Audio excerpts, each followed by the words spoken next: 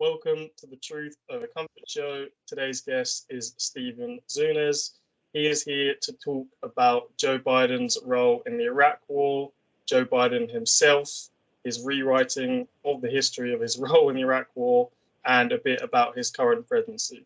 Thank you for being here today, Stephen. How are you doing? Very good, thank you. Thanks for inviting me. So, first, I would just kind of want to let people know about yourself and your work, and then we can get on to Joe Biden and the Iraq War. Well, I'm a professor of politics and international studies at the University of San Francisco, where I was the founder and first director of the Middle Eastern Studies program there. I have been involved in human rights advocacy for decades now. And my research has included issues around U.S. foreign policy, primarily in the Middle East and North Africa, though elsewhere as well. And in addition, the use of civil resistance, nonviolent resistance by human rights, pro-democracy, social justice, environmental activists around the world. I try to, maintain my role as a scholar activist, so that I, certainly believe in the importance of academic rigor, but also, believe that we can have an influence in not just government policy, but in informing the public to create the movements to support foreign policies that are more in line with the support for human rights, international law, social justice, and political freedom. Am I correct? You've also written books over time, and you've recently written a book about the Western Sahara. Am I correct? Yes, I'm the co-author of what some people see as the definitive English language survey of the Western Sahara conflict, the ongoing Moroccan occupation and the resistance, both an armed struggle and nonviolent resistance by the people of that country to the occupation, and the role that the United States, France, and other Western governments have played in supporting that occupation. It seems particularly relevant now, that as the West is taking the stance, quite appropriately in my view, that Russia has no right to invade and occupy and annex parts of Ukraine. That standard should also be held to U.S. allies like Morocco and Israel. And unfortunately, though, U.S. policy in particular seems to be supportive of those violations of international legal norms. Indeed, the United States is the only country in the world that has formally recognized Israel's illegal annexation of the Golan region of Syria, and Morocco's illegal annexation of the entire country of Western Sahara, which is recognized as a full member state of the African Union, been recognized by scores of countries around the world. And raises serious questions regarding the motivation of the United States and other Western countries in Ukraine and elsewhere. Yeah, I'd have to agree. With where you fall on Ukraine is obviously pretty clear that it's hard to take obviously Western governments and the US government seriously when they have not only double standards in history, but actively right now with Syria, with Israel, and obviously what you mentioned there as well. Talking about obviously one of those double standards would of course be the Iraq War. And I just wanted to get your thoughts before we kind of go into Joe Biden's role in the Iraq War and around that. What type of senator was Joe Biden before that? Is he your classic politician, or was he a man of the people? He is in many ways a politician who did bend with the political wind in certain ways. He was first elected way back in 1972 when he was only 29 years old to the U.S. Senate from Delaware, campaigning against the Vietnam War, and he was not the he was more or less a centrist Democrat. Wasn't particularly to the left. But at the same time, he challenged the Reagan administration's policies in Central America and elsewhere, and he voted against the authorization for the Gulf War in 1990, 91 in the international effort to push Iraqi forces out of Kuwait, which Iraq had invaded and occupied several months earlier. However, and he did move to the right, in that he ended up being a prominent supporter of the invasion of Iraq, which was much more controversial. I mean, there was this was a clear, while I personally oppose both wars, the Gulf War, could be rationalized in the fact that it did get authorization of the United Nations. It was an act of collective security, and in response to aggression. I personally believe war could have been avoided, but nevertheless, it was nothing like the Iraq War, which indeed was illegal, did not have the authorization of the United Nations. It was a clear violation of the United Nations Charter. And that's actually kind of interesting, because, there are a lot of people, like me, who oppose both wars. There are a lot of people who supported both wars. And there's quite a few number of people, particularly in the foreign policy establishment in the United States, that supported the Gulf War, but opposed the invasion of Iraq for reasons that I briefly just outlined. All three of those positions make some logical sense, but I can't figure out why someone would oppose the Gulf War but then support the Iraq War. And either that Biden, shifted well to the right in his views about international law or war and peace, or perhaps it was for political reasons in the post 9/11 political context.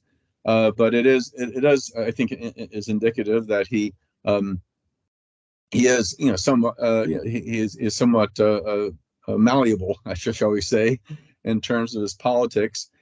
I also should mention, just in passing, though, that he is one of the most hardcore supporters of the Israeli government, and he took this position throughout his Senate campaign. He even opposed a Palestinian statehood until after the Israeli government appeared to be open to that idea in the mid-1990s. And even though today, while he gives lip service to his two-state solution, he is blocking the United Nations from taking any action. He rules out any pressure on Israel in terms of military aid. He opposes,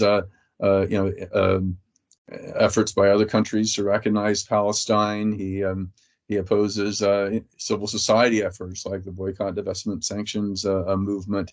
So he is in effect supporting the occupation by all. In any practical sense of the word. So in certain ways, due to his very hardcore support for the Israeli occupation and being the head of the only government in the world to recognize Morocco's illegal annexation of Western Sahara, in certain ways, his support for the invasion of Iraq is not too out of character. The invasion of Iraq, of course, was a clear violation of the United Nations Charter, clear-cut act of aggression. I mean, his apologists will say, oh, he thought they had weapons of mass destruction.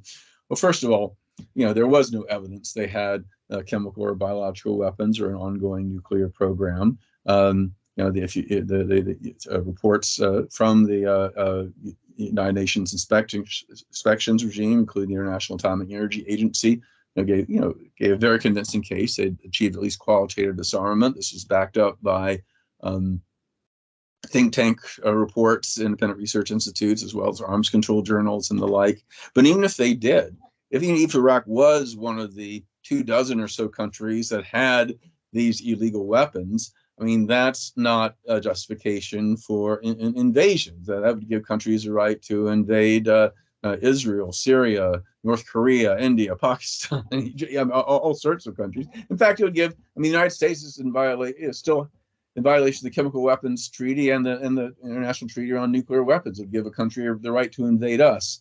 So that is clearly not any justification either.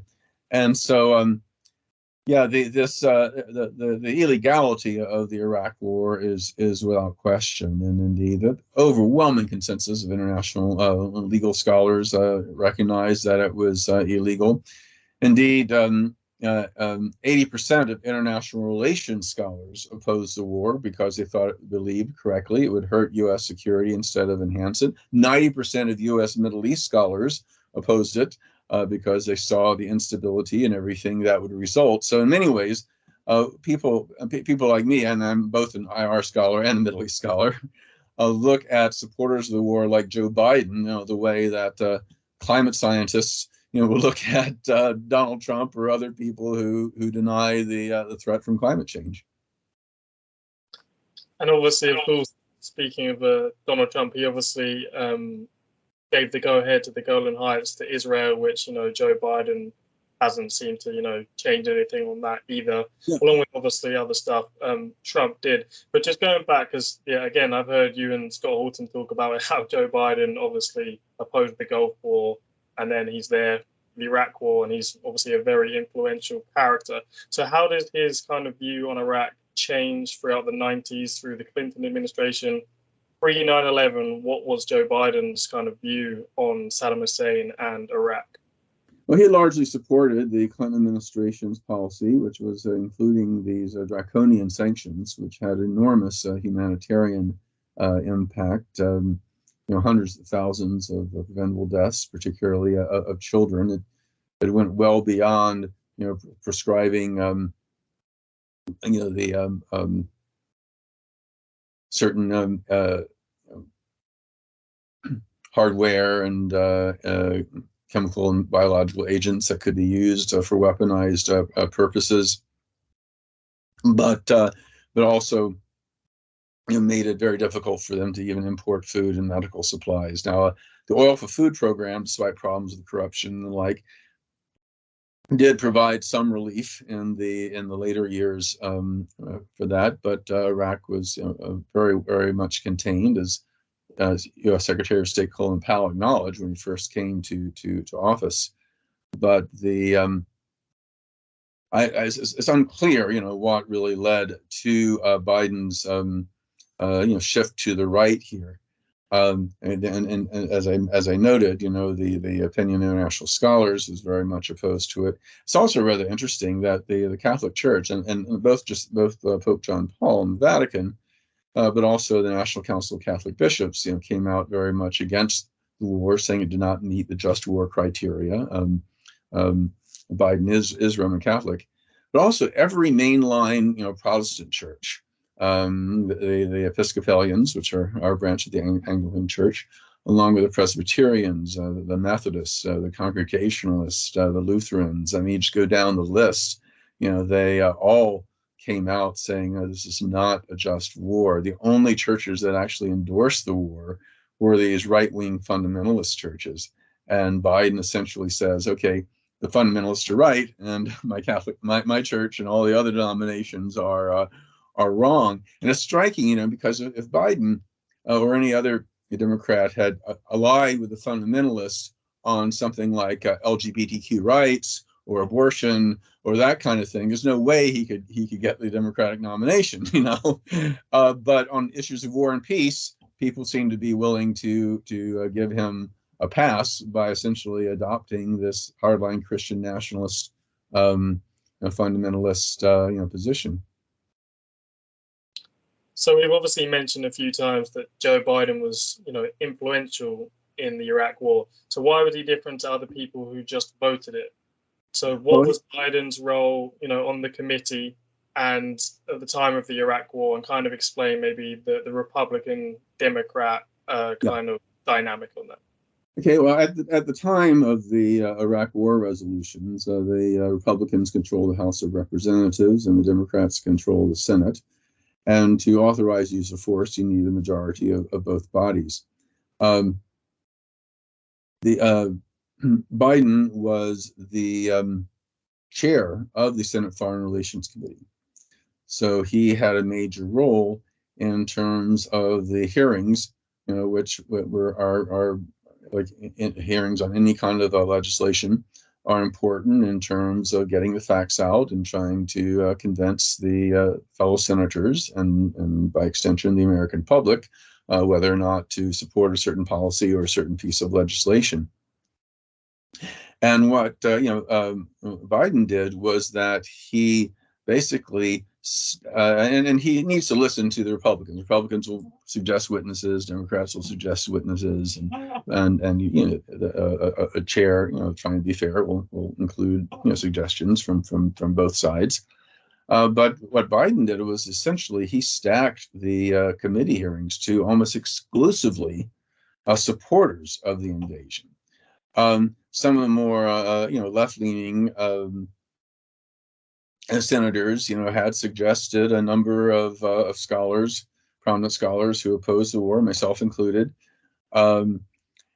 as well as some former UN inspectors and other folks who were familiar with the situation, who would have testified that it's highly questionable whether Iraq really had these weapons, who would testify about the illegality of the war, that would have testified that we're getting ourselves in a serious mess, and I, for example, I had an article published in The Nation, which is the country's oldest political magazine, that predicted an invasion of Iraq would lead to the rise of Salafist terrorism, sectarian and ethnic violence, years of bloody counterinsurgency warfare, and I pretty much spelled it out, and I was certainly not alone.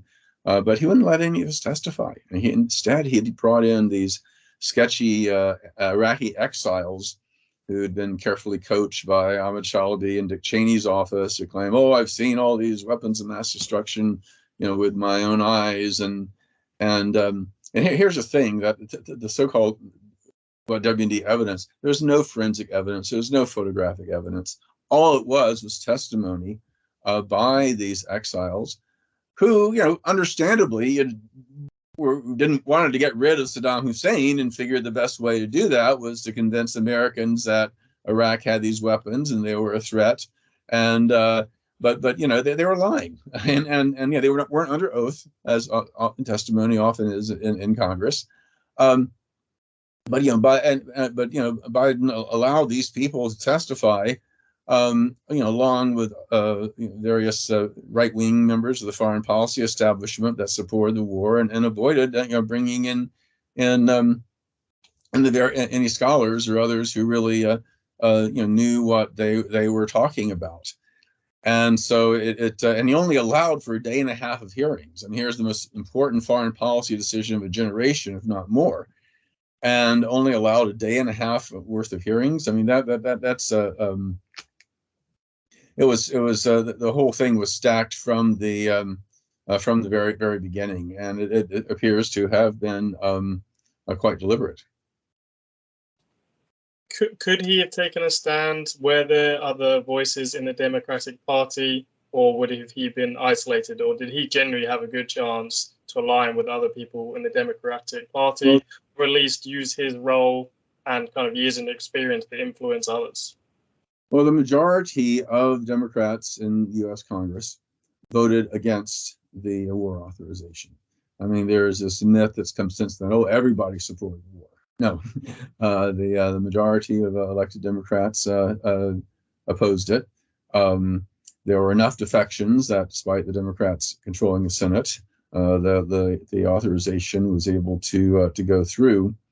But he would have been he was in the right-wing minority. Interestingly, though, even though a majority of Democrats in Congress opposed the invasion, those in the right-wing minority have had disproportionate leadership. I mean, the current Senate Majority Leader, Chuck Schumer, supported it. His predecessor, Harry Reid, supported it. Three of the four Democratic nominees since the invasion supported it. John Kerry, Hillary Clinton, and Joe Biden. Obama opposed it, though he actually wasn't in the Senate, but he actually spoke at an anti-war rally back when he was an Illinois state senator.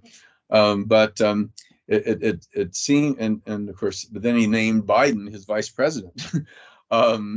So, which many people saw as a betrayal of the anti-war movement, because he defeated Hillary Clinton in the primaries in 2008, largely because he got it right on Iraq and Hillary Clinton got it wrong. And it seems that that Democrats have been able, at least in the leadership, have tended to be able to be forgiven, for this, largely by rewriting the history, and Biden has been particularly thorough at doing that. So you mentioned, you was kind of one of these scholars who could have spoken at the time. So being someone there at the time, obviously I'm, 22, I was barely alive at this time. Many other people were young or never paid attention. So being there at the time, just how obvious was, the administration's lies? Could Joe Biden have just been innocently swept up on this, or, did he knowingly do what he did? Well, I mean, the mainstream media was not very critical, but there were occasional, articulate voices that did make it their way to the op-ed pages and elsewhere. I mean, I was, on National Public Radio, I was on CNN, I was on MSNBC, I was, on the major, talk shows and the like, among other people. So, the word was out there. It was hard to miss. I mean, I think you had to have pretty strong ideological blinders not to recognize there was dissent, especially since the dissent did come disproportionately from people who are knowledgeable of the region. I mean, similarly, I've heard estimates from people in the State Department that have said a good 80% of State Department officials specializing in the Middle East also opposed it. They couldn't speak out because they were in the State Department, but it would be very, very hard to miss. I mean, part of it may have been the role of the chief of staff of the Senate Foreign Relations Committee, who was a Biden appointee. But interestingly, that fellow was Antony Blinken, who is now the U.S. Secretary of State. So, I believe that both Biden and Blinken were quite consciously involved in a cover-up. And Biden, unfortunately, has tried to rewrite his history. I mean, he has literally said, and this is during a debate debates in the Democratic primaries when he was running for president back in 2020, that he actually opposed the decision to go to war. He voted just to get the inspectors back in. But there was nothing in that war resolution, which was called the authorization for the use of military force, that qualified it on the inspectors returning. It was a blank check, basically, to Bush. And it was pretty clear to anybody at the time what Bush intended to do with it. Joe and I listened to what Dick Cheney and George Bush and Rumsfeld had to say. I thought they were lying. I didn't believe them for a moment. I took to the floor. I did everything I could to prevent that war. Joe saw it differently. Vice President Biden. I was asked to bring 156,000 troops home from that war, which I did. I led that effort. It was a mistake to trust that they weren't going to go to war. They said they were not going to go to war. They said they were just going to get inspectors in. The world, in fact, voted to send inspectors in, and they still went to war. From that point on, I was in the position of making a case that it was a big, big mistake. And from that point on, I moved to bring those troops home. More significantly was that in March, 4 months after the inspectors had returned and hadn't found any of these illegal weapons or weapons systems or weapons programs that Bush and Biden and others claimed that they were there. And Bush decided to invade anyway. Biden strongly supported the decision and quite explicitly, said, let loose the dogs of war. Let loose the dogs of war. This is not, My own party have said that it was a mistake to go to Iraq in the first place and believe that it's not worth the cost, whatever benefit may flow from our engagement in Iraq. But the cost of not acting against Saddam, I think, would have been much greater. And so is the cost, and so will be the cost, of not finishing this job. The President of the United States is a bold leader, and he is popular. The stakes are high. and the need for leadership is great. I wish he'd use some of his stored up popularity to make what I admit is not a very popular case, but I and many others will support him. 9 months ago, I voted with my colleagues to give the President of the United States of America the authority to use force, and I would vote that way again today. It was a right vote then, and to be a correct vote today. Is over. I support the president, etc. And then most strikingly was that as late as a year and a half later, long after the Bush administration, acknowledged that there weren't really these weapons of mass destruction, Biden said, well, it was a good thing we invaded anyway, because he was pursuing these weapons of mass destruction, and he might have somehow gotten a hold of them someday. Now, think about that. If every country in the world said we have a right to invade another country because they might someday get certain weapons that might be used against us, you'd have countries invading each other all over the place. This is nothing short of rejection of the post-World War II international legal order. This is a direct violation of the United Nations Charter. This is every bit as illegal as Russia's invasion of Ukraine, but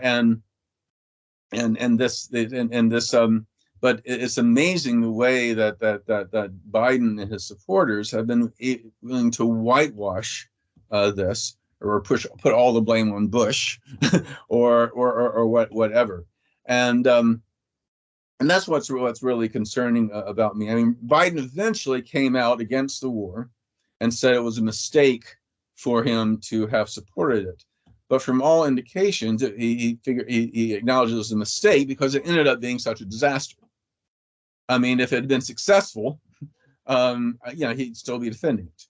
And the thing is that even if it had not ended up being as bad as it was still illegal. It was still an imperialist war. It was still violation of the fundamental principles of international law. And it's amazing because I find myself often being accused of being this far left nut job. That's a phrase some Biden supporters have used for me when I'm talking about Iraq. But what I'm saying is very mainstream liberal.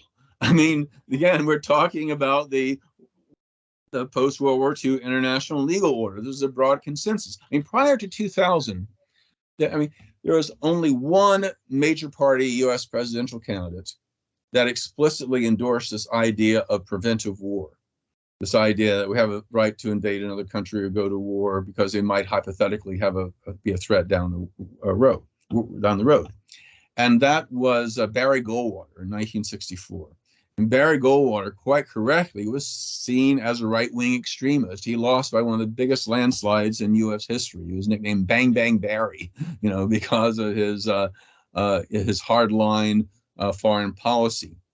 But since 2004, every Republican presidential nominee and every Democratic nominee except Obama has endorsed what was once considered a radical extremist view.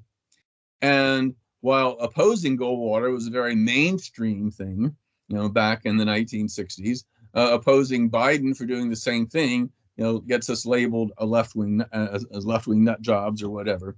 And it is really some indication just how far to the right a discourse has come in the United States on such fundamental questions. I mean, I'm sure there were similar debates in Britain when Labour ended up joining the Tories and supporting this illegal war as well, and the Liberal Democrats of all people being the ones to hold up a actual principled, legally irrational, position. But now some people would argue that I'm reading too much into it, that maybe it was just politics, that the climate post 9/11, everybody was paranoid, and there was a felt need to be tough and assume these worst case scenarios, and for the reason for Biden and others defending the vote, his support for the war afterwards, was because he didn't want to be seen as flip-flopping. We need to support our troops, and it was that maybe he did privately think it was a bad move, but nothing he has said since then has seemed to indicate that he recognizes the severity in terms of its violation of national legal norms, that he was so out of sync with majority of his fellow Democrats, with the overwhelming majority of international legal opinion, the overwhelming majority of scholars familiar with the region, and in the United States genuine security interest. I mean, I really have a hard time believing some of the rationalizations I'm hearing from him and his supporters regarding his role regarding Iraq. Yeah, it's interesting you mentioned obviously Britain's support on Tony Blair, where he's generally one of the most hated people in Britain. Like when he got the knighthood to get in the honours recently, I think it was Boris Johnson against him. Like people, there's a whole petition against it, like millions of people. Like he's generally hated. Joe Biden's managed to become vice president and president in the time since then, which is interesting. So going back to what you said there, obviously about his rewriting of history, I'll put that in the show notes and up on the screen if I can. Has he actually been called out in the media for this? Because obviously the bits you mentioned, they've kind of let him say, and the amount he's actually rewriting history is incredible. He didn't just vote this like many other people. He was on the Senate committee. He's in the photo where George Bush is signing it. He's probably more responsible for the Iraq war than anybody else in the U.S. Senate.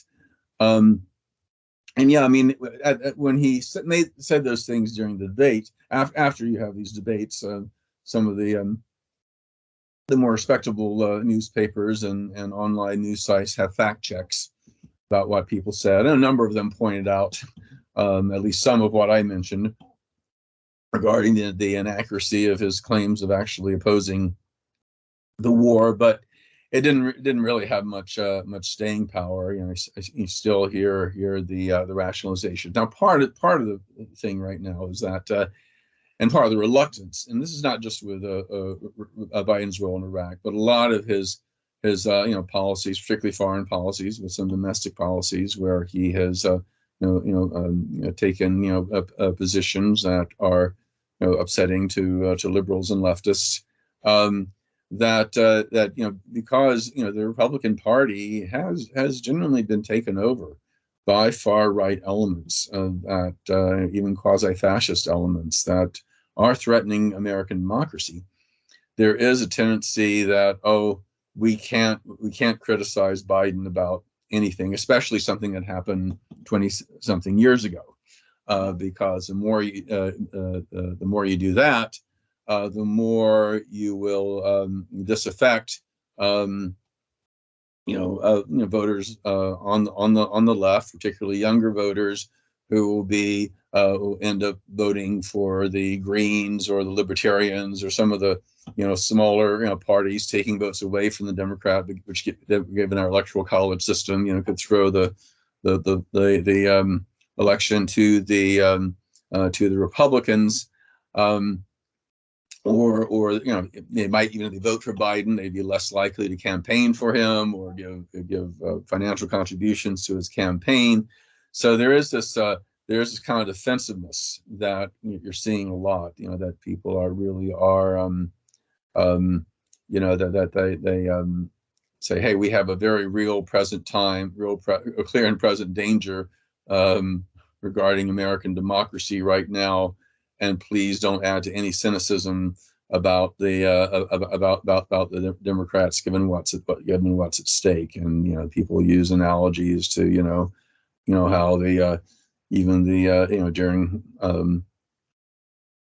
during World War II, when there's a threat of fascism, the various communist parties were quite willing to work with bourgeois parties and even and others, to stop the genuine threat of fascism. But I think I get that.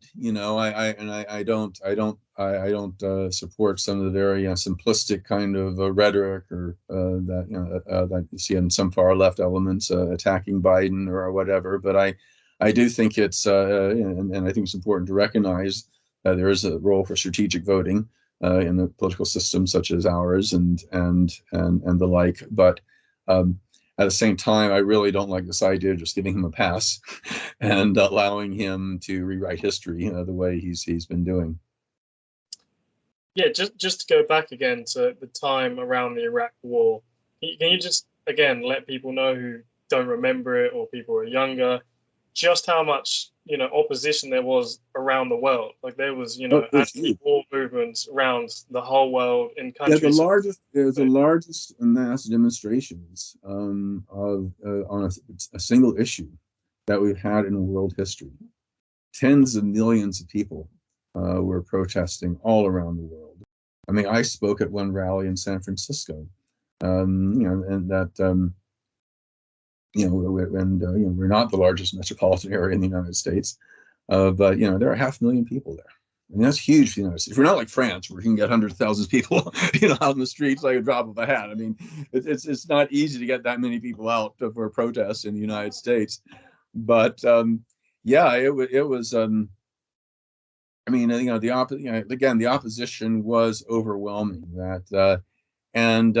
Basically, what Biden and other supporters of the Iraq War were saying was that the masses of people are wrong, the mainline churches are wrong, the scholars are wrong, the regional experts in our own State Department are wrong, but Bush and Cheney are right, and that and I think that's indicative of not just an anti-intellectualism. But he on some level he did have some kind of ideological commitment to this kind of frankly imperial worldview. That in the post-Cold War era, the United States no longer had to play by the rules. That the United States could violate international legal norms with impunity because we have the means to do so. And that I would argue is a very, very dangerous ideology. And of course, we obviously also had, Western allies who also opposed the war. Oh yeah, I mean, Britain was an outlier in many respects. The vast majority of NATO, European allies, and an overwhelming majority of the global South. I mean, yeah, it was. The United States and Britain we're pretty isolated. I mean, there were a few European governments, Spain and Portugal and Italy that supported it, but those governments ended up being defeated in the very soon afterwards, in part because of their support for the war. And there were a couple of Eastern European countries as well. I mean, I think they were many of them felt indebted to the United States for supporting them in the struggle against, communism, and kind of bought into this freedom kind of rhetoric. But again, these were exceptions. I think something like 80% of the international community, at least, was in opposition to the invasion, including a clear majority of America's allies, and included countries that supported the United States in the Gulf War. In fact, Kuwait was virtually which understandably had some hard feelings towards Iraq, given the brutality of their 6-month occupation 12 years earlier. Was essentially the only Arab country that supported the invasion. Even Saudi Arabia and these others are usually very much, and Egypt and others are usually very much attuned to ally with U.S. policy, recognize what a mess this would create, and they opposed it as well. What do you make of Joe Biden's comments he's made? I'm not sure, too familiar myself in this, but I've heard it on the Scott Horton show and other places and kind of read up on it a little bit about Joe Biden's son was obviously in the Iraq war. And, there's that book with the chapter about like the burn pits and Yeah, they Biden led to his son. What do you think about that? Has that maybe changed anything in Joe Biden's head? Because, he's kind we're referring to, of course, to Beau Biden. This is not his younger son, Hunter Biden, who's had substance abuse issues and a lot of other and some legal troubles and the like. This is Beau Biden, who is actually, serving as the Attorney General of the state of New Hampshire, and many people assumed would have a great political career ahead of him. Many people assumed he would be the first President Biden, in fact. And one thing I'd give Biden credit for, of the 535 members of the U.S. Congress, he was the only one who had a child who served in Iraq. And Beau Biden, actually, because he was in the National Guard Reserve, and again, this is one of the things about the Iraq War was that it ended up not just bringing in the regular, combat units, from the Army and the Marines and like. It called up reserves to the National Guard, who are usually called up only for, after a flood or or some natural disaster, at home. They don't usually expect to be shipped up overseas and brought into a bloody counterinsurgency war. But he ended up being there. And one of his jobs was overseeing the burn pits where toxic chemicals were being incinerated. And he contacted a very rare form of cancer, which has been associated with these burn pits. So and Biden indeed has acknowledged that his son very likely died as a result of his service in Iraq. People like him generally aren't counted in the death toll. But and I'm sure this has impacted him on a personal level. But it's but again, I don't know if it's for political reasons or male conditioning of a particular men of that generation, or whatever. He hasn't really been willing to really come clean about his role in making the war possible, and while he's acknowledged it was a mistake, he's fallen really short of a formal apology. But I imagine it is something that he's had to struggle with internally. Do you find it surprising, just on this quickly, do you find it surprising that he allowed his son to fight? Obviously, you're not always in control and you can't stop them, but do you find it strange that his son actually did fight? No, I mean, he does not have that the power to have prevented that. I mean, he was just a U.S. senator. It would look very bad if he tried to, since he was sending other people's sons and daughters, there to fight. And I think it is. I mean, again, the fighting force in Iraq was overwhelmingly poor and working class. The United States doesn't have military conscription anymore, but particularly during that time, there was a low-level recession going on that people enlisted, for financial reasons. I mean, there are all these ads you'd see online and papers saying, "Join the National Guard Reserve."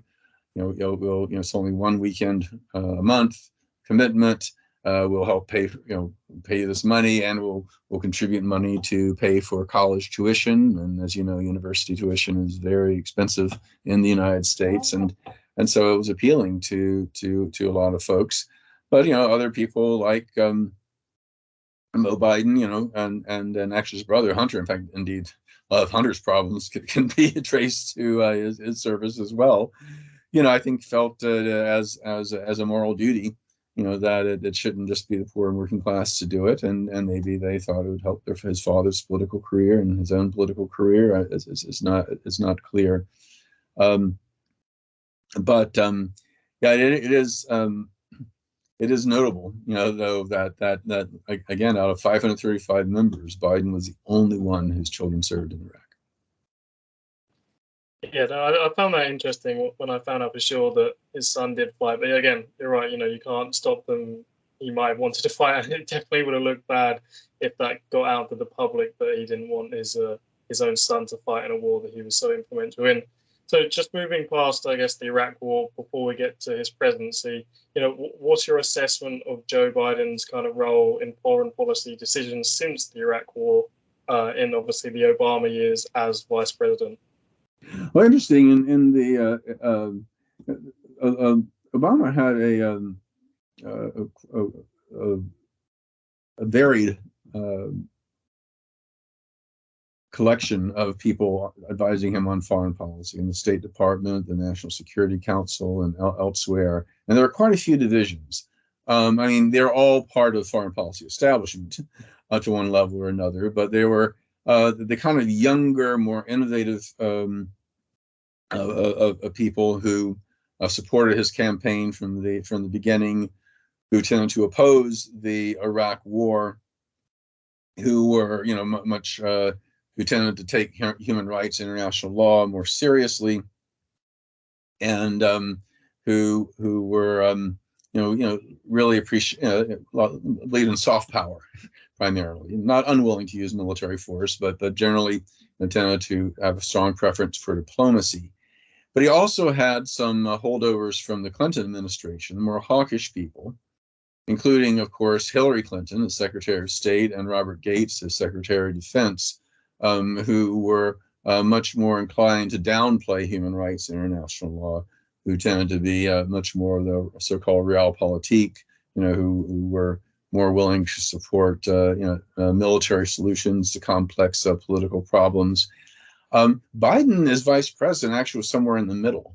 In fact, he actually tended to many people's surprise, ally with the moderates in some areas, such as opposing the escalation in Afghanistan, as a major example. At the same time, he was one of the more hardline people in terms of not pressuring Israel to make the necessary compromises for peace. He tended to be less open to changes during the so-called Arab Spring, and unfortunately, as president, he has tended to take the more hawkish, hardline positions. Indeed, if you look at his appointees to foreign policy positions, they have tended to be from the more Clinton type hardline camp, and less, more towards the Obama, the people who are closer to Obama. And while his domestic policies have actually been more progressive than a lot of people on the left anticipated, he has he supported certain policies that are in many ways social democratic, and which by U.S. standards is pretty left wing. But his foreign policy has been pretty bad. On a lot of levels. In terms of I mentioned refusing to reverse Trump's recognition of Israel and Morocco's illegal annexations, which he has every very, very much within his power to do. His support for Sisi dictatorship in Egypt, has over 60,000 political prisoners, most of them nonviolent. His support for the family dictatorship in Saudi Arabia, despite their murder of a prominent Washington Post journalist, and the slaughter of tens of thousands of people in Yemen. His support for other Arab dictatorships, and his criticism of the United Nations and the World Court and the International Criminal Court for being critical of Israeli policies. He's taken a pretty hardline position. Now, Ukraine has gotten a lot of attention, and of course, Ukraine, as you're aware, has divided the left in the West. many people seeing indeed as a clear-cut act of aggression, and the West is on the right side for once, defending a democracy against aggression, as opposed to supporting dictatorships or supporting aggressors, while others, of course, are concerned that of escalating, militarizing the conflict, rejecting negotiations, and of course the double standards, that I've noted earlier. And so I think Ukraine has tended to distract, I think, a lot of people, from taking a, because he has a lot of support from the left and liberals, that it's distracted people from looking at the very problematic aspects of his foreign policy, which frankly are out of step with the majority, not just the majority of Democrats, the majority of Americans overall. I mean, polls show sizable majorities of Americans, particularly the Democratic, oppose the supporting Saudi Arabia and these other dictatorships the way we have. The vast majority support conditioning aid to Israel, which Biden firmly rejects, and public support for the United Nations and other international institutions is much stronger than one would think, given Biden's dismissive attitudes on that. So it is his foreign policy overall has indeed been quite disappointing. Not just among people who have like me, who've tended to identify with the anti-imperialist left and have made careers of critiquing U.S. policy, but even fairly kind of more mainstream center left Americans as well.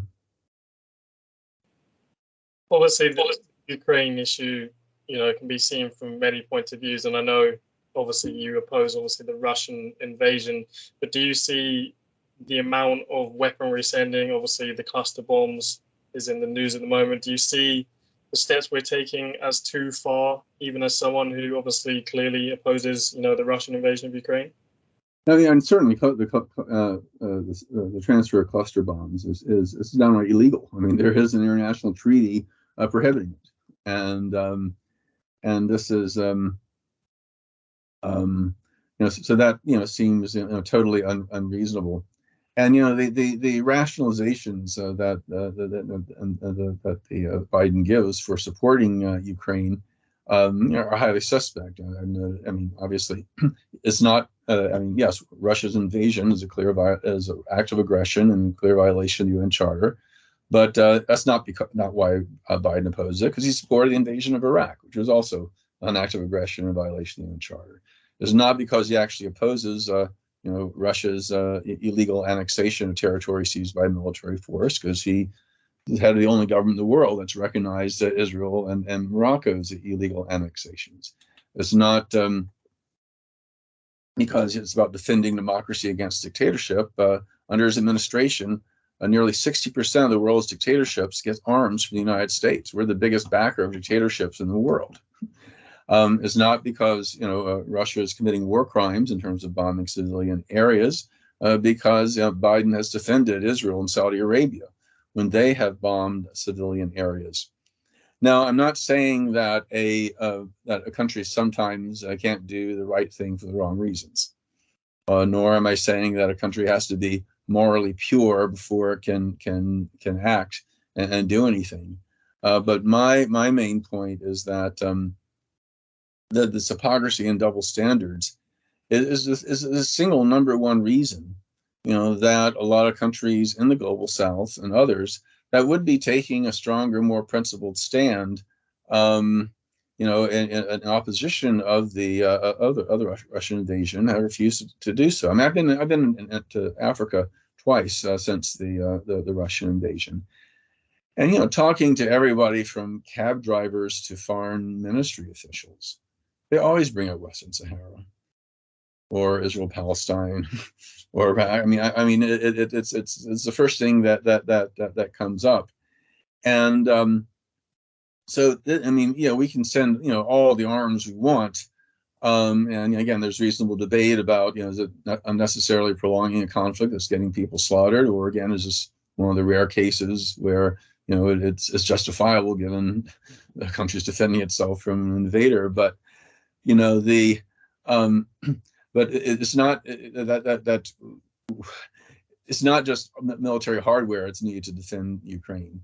It is the moral support and the diplomatic support, and that is being compromised by the fact that Joe Biden is leading this effort, and his position is so compromised by his support of the the very policies he criticizes Russia doing when we support allied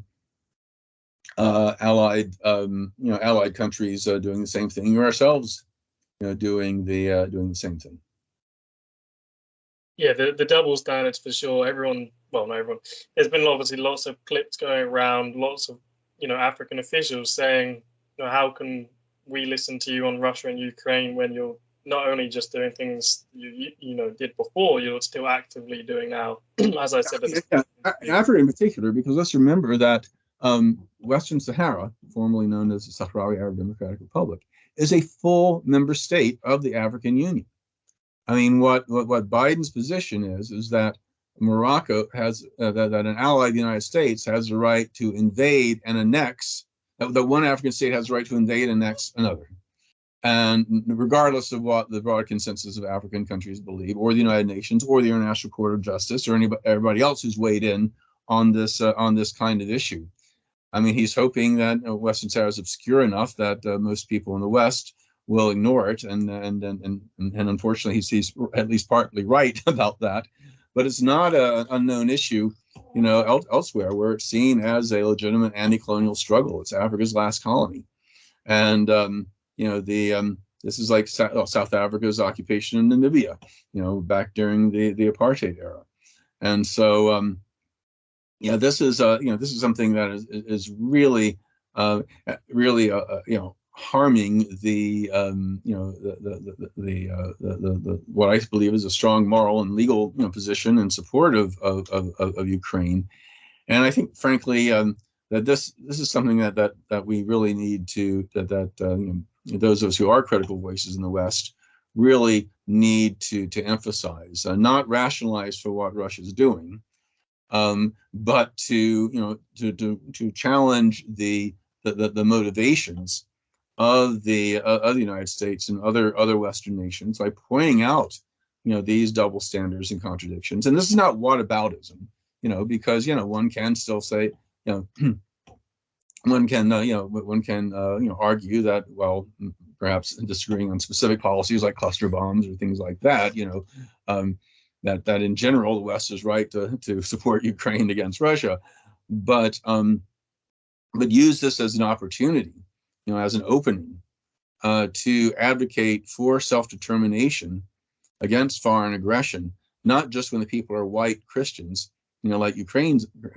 are, but when they're Palestinian Arabs, when they're Syrian Druze, when they are people of Western Sahara, that this can provide an opening to raise these issues and to press these issues and to really work for a change in policy.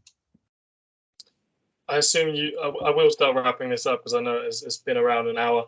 I assume you would have a similar line of thinking towards Joe Biden's kind of policy around China, where it's not really about them caring about, Taiwanese people like Ukraine. It's more about, the larger kind of proxy war, new Cold War kind of thinking. Yeah. I mean, there are very legitimate, concerns about China, both in terms of the domestic human rights issues, particularly regarding the Uyghurs, and there is and certainly any military threats against Taiwan.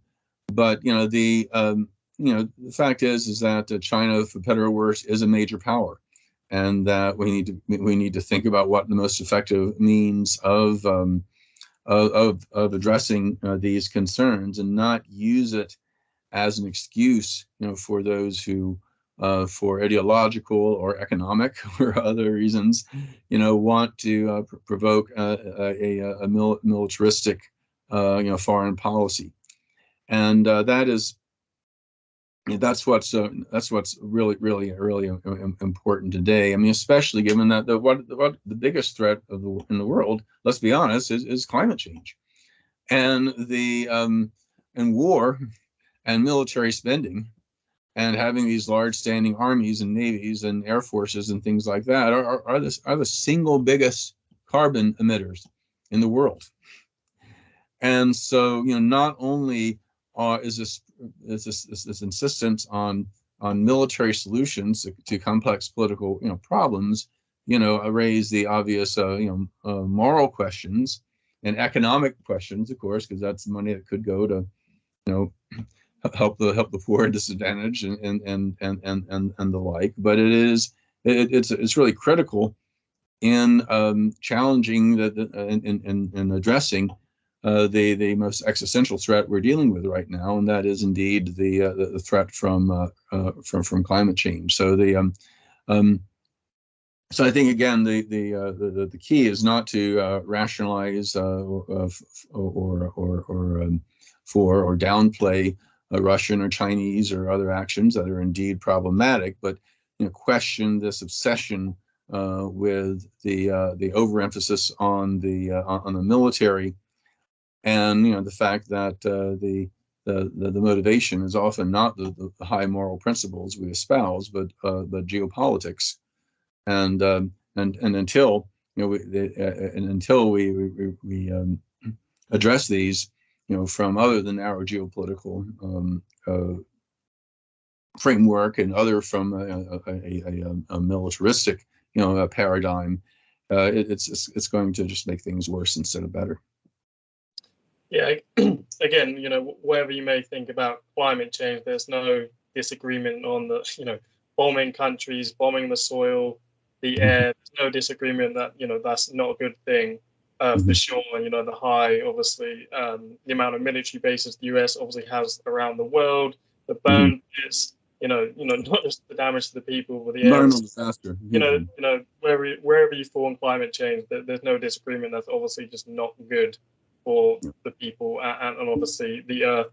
Just rounding it back to, the kind of final question to the Iraq war, what do you say to people who say, that was years ago, that's done, we should move on from that? What do you say to people about why, it was so important and still is, obviously, with implying, because we're, the US is actually still in Iraq? Yeah, we still have troops in Iraq. And I mean, it's interesting how, the very things that we warned about an invasion of Iraq would cause, the sectarian violence, the rise of Salafist extremist groups and terrorist groups like Al-Qaeda and ISIS, the increased Iranian influence in the country, et cetera. All these things we warned would happen if we invaded were subsequently used as excuses for keeping troops there to this very day. And we have troops which are, sitting ducks to extremist groups, including these Iranian-backed, militia, and that we warned Biden and others about if we would emerge if we did invade. And that, of course, raises the risk of a full-scale conflict with Iran and the disasters that come from that. So yeah, it's still a relevant issue as long as there are U.S. troops in Iraq. But more than that, the fact is that there are still millions of people displaced. There are millions of people, ranging from U.S. veterans to countless numbers of Iraqis who are dealing with physical or mental disabilities as a result of the war experience, or still the critically damaged infrastructure. And again, the political instability through the rise of these extremist groups and others that have resulted. So the United States and the international community still have responsibility for full accountability. I mean, I can't imagine that 20 years from now, people will be saying, "Oh, Putin's invasion of Ukraine was a mistake. it was 20 years ago, we should put it behind us, whatever. No, I think there needs to be accountability for all sorts of war crimes. And I think the invasion of Iraq was clearly a war crime of epic proportions. Yeah, that's a great point there. Yeah, definitely. No one's going to be saying that in 20 years, which is why we should hold ourselves, to our own standards. I'd like to thank you for coming on. Obviously, there's so much you could talk about with Biden. Even recently, his role obviously in the Yemen war, that's still kind of going on. Hunter Biden, and lots of different stuff discussed there. But again, I'd like to thank you for coming on. Do you just want to let people know where to find your work and kind of the best places to find you? I do have a website that actually hasn't been updated in about a year. I need to get going on that, but it's simply stephenzunes.org. That's STEPHENZUNES, stephenzunes.org.